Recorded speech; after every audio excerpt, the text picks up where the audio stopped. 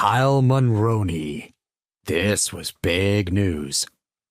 Kyle was Tim's trusted assistant, and an assistant to the wealthiest man is, de facto, in charge of almost everything. It could easily be said that he carried at least half the weight of Tim, and that was saying something. For Bob and Victor, Kyle might as well have been Tim himself, and they wanted to make a good impression.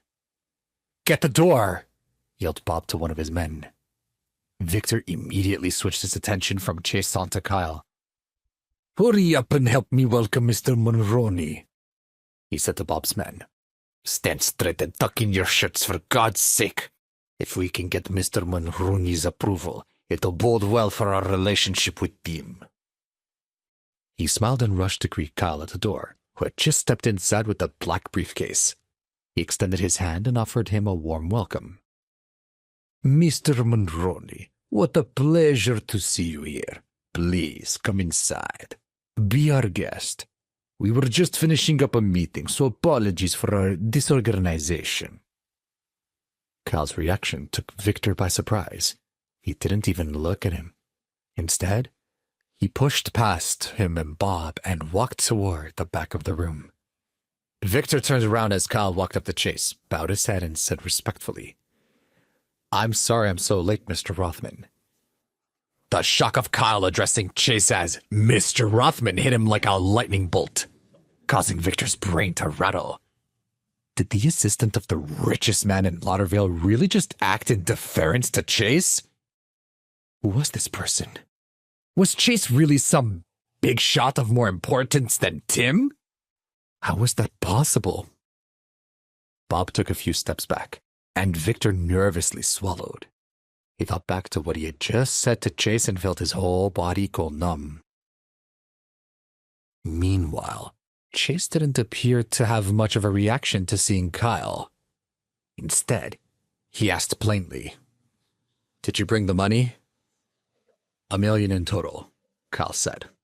"Chuck was afraid that $500,000 wouldn't be enough, so he asked me to bring more." "Very good," replied Chase.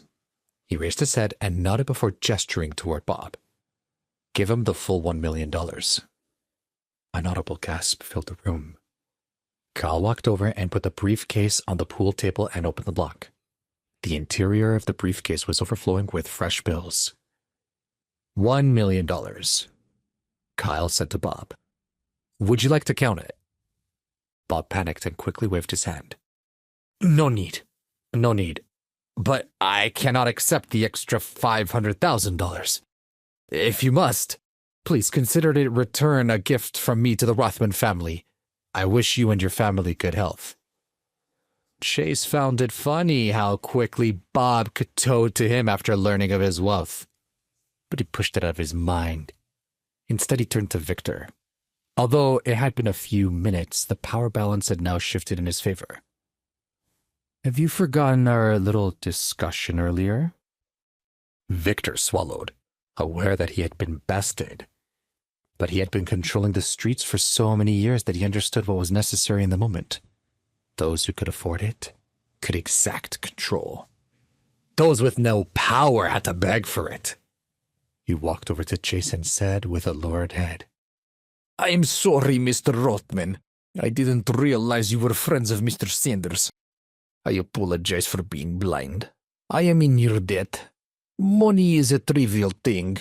Your friendship, sir, is now most important to me." It had been a long time since Victor had to beg for forgiveness. He was rusty. Chase showed Victor no mercy. "I am a patient man, but following and threatening my wife is where I draw the line." The corner of Victor's eye twitched. He had already apologized. What else did he want from him? "Mr. Rothman, please, accept my apology and let's be done with it." Chase went quiet for a moment and then he spoke. "And what would have happened to my wife if I were really just an ordinary person? Would you have taken her by force?" He pressed on. "How would you run your business? By violence? And bribes? And blackmail? Don't talk to me about respect and friendship. Victor could no longer grovel any longer. You're the one who threatened to remove me and my family from this city, Mr. Rothman, or do you not remember? Are you aware of how much power I have? I may not be Tim Sanders, but I am not someone to be pushed around. Chase laughed. Do you really think Tim Sanders is the only one behind me? Hearing this, Victor's eyelids twitched again. Could it be that Chase had more backing, more power than he let on? What Victor did not know or expect, however, was that Tim was not Chase's backer, but rather the opposite.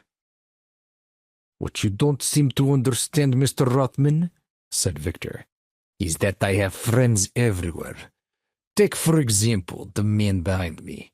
If you even so much as try to touch me, Johnny here will break your arm before you even take a step. While you may be more powerful than I am, you're no match for the strength of my reach in this city. You're not as important as you think you are, so watch yourself. Is that so? Chase said. He gave Victor a faint smile. You are too conceited. You feel that you are too powerful, but you haven't considered that there is a whole nother level of status and power out there that you could never imagine. For every person you throw my way, I will have two behind me. Chase had taken it too far. Victor wasn't able to hold it in. He waved to all of his men in the bar and shouted, "Take them down!" He knew what he was doing was risky. Chase's wealth and power may have been beyond his imagination, but he was willing to bet that the power behind his own backer was stronger. What he needed to do now was to protect his own life and wait for his backer to get here. At Victor's orders, the men in the bar surrounded Chase and Kyle. At the same time, dozens of others were careening into parking spots lining the street in front of Bar Tropical. Suddenly, the front doors of the bar opened and a group of men in black suits came rushing in. They stood side by side, forming a path that led all the way back to the cars on the street. Soon, appeared and came to a stop in front of the bar. Someone opened the door and Chuck jumped down, buttoned his suit coat, and walked towards Bar Tropical. Watching Chuck pull up to Bar Tropical, Cicely, Andy, and their friends, who were still watching from down the block, were scared out of their wits. They began to whisper to themselves, "Chuck Stevens." Who's Chuck Stevens? I heard he used to run this part of the town before Victor. It was true. Chuck had once run the entire underground world of Lauderville, and though he had been out of the business for years, it was said that even today, he could still make things happen with just a snap of his fingers. Please subscribe to the Pocket FM YouTube channel and press the bell icon for instant notification. Check out our channel for more such exciting shows.